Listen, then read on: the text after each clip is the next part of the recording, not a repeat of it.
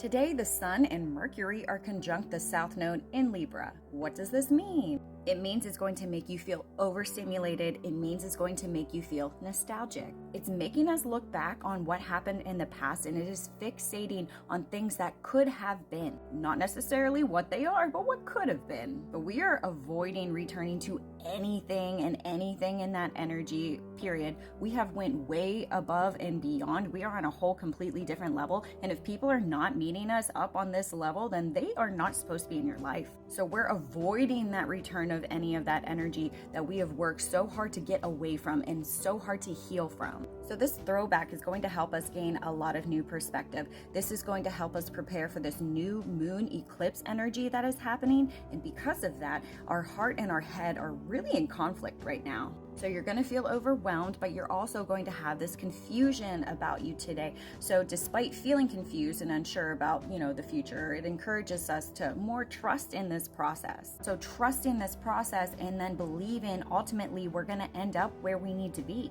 So yeah, not the best energy that has to do with it, but we have a lot of incoming energy anyway, and you can kind of feel it build up. And there's all of these energies that are being thrown about right now. Yeah, the sun is quiet, which is kind of nice. We like that. But we have this Diddy energy, of course, but we knew the stars were going to fall prior to this. So this is not news for us, but it's really exciting because everybody else is going to be waking up to all of this information. So that's kind of a good thing. However, like I said, I have said this several times in the past, I don't like to go down the rabbit holes. I have so much information about them, but they tell me I'm not supposed to fixate on that. I'm just supposed to know that information. So when things finally, progress, I can kind of help you guys out in certain aspects, but yet again, I can't go there. But I have been saying for a very long time that this has to do with kids. I don't want to get into it, but this has to do with the kids, and people have to understand what's going on with the children because the majority of everybody in the world has kids and grandchildren, and they are seeing everything from a new perspective.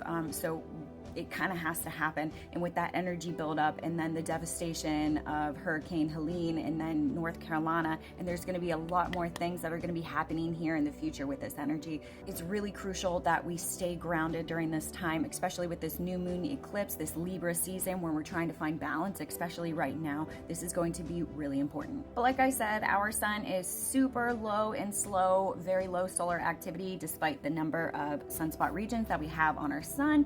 We really don't have anything going on. Very minor M-class flares, R1, minor radio blackouts. However, it's coming. We don't know when it's coming, but it is coming. So I will always keep you up to date. But right now, let's talk about our 3-day geomagnetic forecast. Now, today, the 29th, we may get into some minor geomagnetic storm levels only due to the coronal hole streams that are going to be a possible impact on us. So we're going to reach into those KP3, KP4 kind of levels. Not really much of an aurora, maybe in the high latitude positions. If you're in the polar cap regions, you may be able to see more of those aurora colors, but it's going to be pretty much non-existent for the rest of the weekend and into October 1st, October 2nd, unless we have one of those sunspot regions that blows. Then again, 48 hours will see an effect on our geomagnetic forecast. So don't fall into the nostalgic trap. There is a reason why you are not playing with the energy that you had in the past. That's why you're healing from it.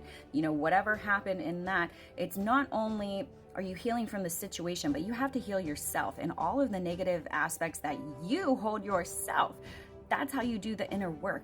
You have to not put blame on everything, some sort of outside factor. There's a reason why this happened in your life. There's a reason and a lesson that you need to learn. And if you're not learning that lesson, you're blaming it on every single other person and not healing yourself, guess what? You're fucked. And you're gonna still repeat the same exact cycle and you're gonna blame it on other people. Let me know in the comments what type of energy that you guys are feeling. If you have these ascension symptoms, they may be a little bit higher today, especially as we're balancing out in that Libra season. So we may feel a tug and a pull or like a complete 360, trying to find this stable ground. Love ya.